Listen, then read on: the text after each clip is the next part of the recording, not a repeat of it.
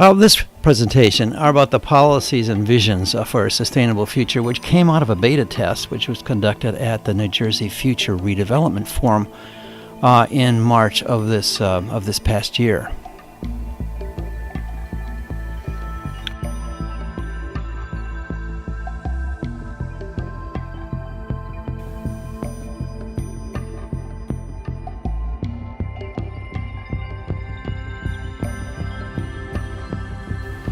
The mind thinks in rather extraordinary ways, and it can absorb things very quickly. And we have really been working for a number of years on a thing called a visual preference survey, and that is how places affect the mind, and then how the mind could determine some things about the future. And we've really been trying with large groups of people to develop a kind of a consensus attitude, because we know everyone reacts, and the question is if we could measure it from, I really like it a lot, to I'm not sure, to really I dislike this. And we could do this for large numbers of people, grabbing the impulses in their minds about policies and places.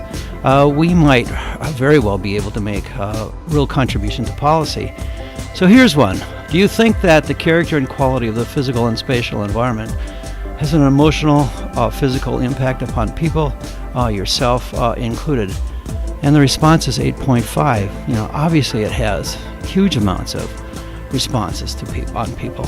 And then what we'll do is we will categorize those responses into the most positive and then the most negative. And then, of course, those in the middle with the big standard deviation. And so, trying with a couple of images, which we've tested a lot, these two images of the future got an 8 with a standard deviation of 2, which means almost everybody thinks that this idea of capturing energy is important.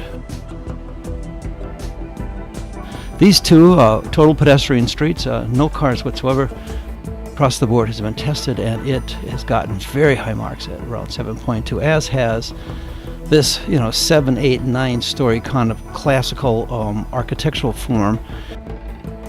Save all historic buildings by allowing higher density. In other places also got very positive. There's a fundamental question of sustainability which was raised in this presentation, and the question is, the cities in New Jersey that will be the most successful in the future will be those that are energy efficient, healthy, pedestrian and transit friendly, resilient, and sustainable, all the key words. And from the I strongly agree to I don't know to I strongly disagree, in this question of what cities are going to be the most sustainable are the ones that have as many of these characteristics as possible, with a value of 8.3, pretty extraordinary. Then, should larger cities in New Jersey put a greater emphasis upon the pedestrian, stroller, bicycles, transit, rather than on cars and parking, which is the follow-up question. And so you're putting it on pedestrians and strollers and bicycles, and also got an extraordinarily high score of 8.4. So it's much greater pressure for pedestrians. So how important will walking in compelling places to walk be in the future? And on this one, we tried a series of still images and some video images of people walking, or very wide sidewalks, compelling places. And you're going to see here the more specific detail of what people think are and is appropriate, including these pedestrian crossways. 8.2, rather extraordinary value. Then we asked, should there be spaces in New Jersey cities devoted primarily to pedestrian other than sidewalks? Again, here are some video clips of places which, in some successful places, like this one in Barcelona, or this one in Oslo, that are primarily pedestrian, also receive this extraordinarily high score. And of course, Times Square and other smaller squares in New York are part of that whole scheme, that kind of pleasure as a pedestrian and a pedestrian place. Then, how appropriate is to continue the use of open lots in the center of cities or towns as surface parking? We always thought that these were the land banks of the future, and with the emphasis upon pedestrian, these lots got a -6 with a standard deviation of 4, which means they were universally disliked and should be eliminated. Should major New Jersey cities in the future have a complete network of bike lanes? I mean, look at this score, 8.2. And here are some clips of, the kind of perfect city with the perfect bike lanes. And heavens knows we will not come close to doing that, but at least we see it beginning, and people really would like it. This next question really deals with, do you think that cities in New Jersey can reduce the growing dependence upon the private automobile in the future? And this was no, they can't, for sure not, to yes, they absolutely could drop this kind of dependence.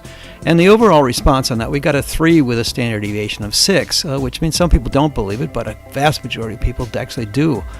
And then the parallel question is that gas prices will increase. Will you be able to use your car less? On this only got a 1 with a standard deviation of 7. Not many people have options at this stage of the game, and that's something pretty obvious for most of us, so it has to be worked on. One of those issues, of course, is transit, as was in the earlier question. So most of New Jersey cities, originally had a network of streetcars and terminating typically at the major train station or stations.